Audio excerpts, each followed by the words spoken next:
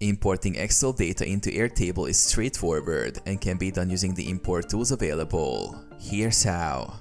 Prepare your Excel file. Open your Excel file and ensure it is clean and properly formatted. Each column in the Excel file should represent a field and each row should represent a record. Save the file as an XLSX or CSV format if it isn't already. Create or open an Airtable base. Log into Airtable and either create a new base or open an existing one. Ensure the structure of your Airtable base matches the fields in your Excel file or prepare to map fields during the import process. Import the Excel file. Click the +Add or Import button in an empty table or create a new table. Select CSV file if you exported the Excel file as CSV, or use the import block to upload directly from Excel. Map columns. Airtable will display your Excel data and prompt you to map each column to corresponding fields in the base. Confirm the mapping and adjust field types as necessary. Complete the import. Click Import to finish. The records will be added to your Airtable base.